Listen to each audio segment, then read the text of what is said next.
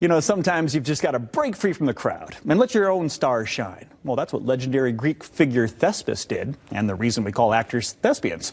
Our next guest has taken the story of Thespis and written a new book/play in Shakespearean style about Thespis. Interesting concept. John Donovan is an MSU grad living in Grand Rapids and is the person who penned this new book. Welcome to the mix, John. Thanks so much for having me. Absolutely. Let's talk a little bit about, first off, when people open this book, they're going to notice that it does not look like other books. It's a play. That's exactly right. I've written it in the Shakespearean style. It's a love letter to theater. It's about Greek theater, where we get sort of our modern conception, or at least where it started. But then it's written in the continued tradition of Elizabethan England Shakespeare. So it's not going to look exactly like a book, but you can read it, you can play it, you can say it aloud. It is. It's much like reading a play. Someone might get a script and say, hey, you could buy this book and produce your own version, I suppose, if you wanted to. What's the story? Let's talk about, you kind of took Thespis, That's right. who broke free from the chorus, became his own star, and then what happened? Fantastic question. So that's really the whole story that we know. He did this thing, that's why they're called thespians, as you said. There's the story that he went on tour taking a wagon around, but other than that, there's so much up for interpretation.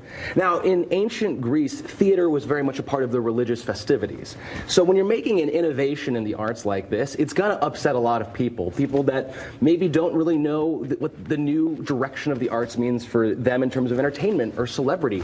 But even there's some religious trouble as well. So whenever you make an advancement in really any field, but especially the public eye, people might take issue with that. Rival actors, religious authorities, or even just the people in his own life. Oh my goodness. So you've got Thespis basically creating this whole new form, and then not a lot of people, not everybody's on board, right? Yeah, absolutely. They got to struggle to catch up. Okay, so the process of doing this, why did you decide, first off, Greek mythology, and then to do it in a Shakespearean style? Great question. What I found is that when you want to write something, you have to love more than one thing. And so this book is really a meeting of several different things that I love. I've always enjoyed writing. I've been writing since I was a child.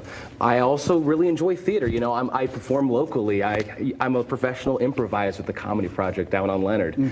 So I love performing. I love Greek mythology and all these different types of plays. And it's only when all of your different loves kind of come together that then all of a sudden you see, I have something new here. And I love how you take this, it's almost like fan fiction almost, like I keep using that term, but it's one of those where you're like, what could have happened? Absolutely. Right? And then you wrote an entire play about what could have happened. Yep, very much the Shakespearean tradition. Hey, here's Julius Caesar, but it's different. Oh, iambic pentameter? It's in there. Is it really?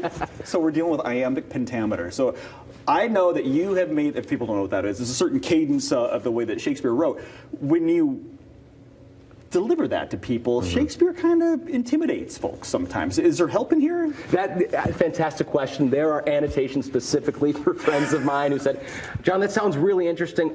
I think I need some help with iambic pentameter. We're all a little scared from our 9th grade English class, Romeo and Juliet unit. Yeah, right. It's understandable. You know, one thing I hope that people do take away from this is, as I've written the Shakespearean style, I'm not William Shakespeare. No. I hope it's a little bit more accessible, that people can start maybe engaging with the form, and then perhaps it's a gateway onto those maybe harder texts that they've been avoiding all their life, which I think is a little unfortunate. They're great stories. And you're not done. You're working on another book right now, aren't you? You're absolutely right.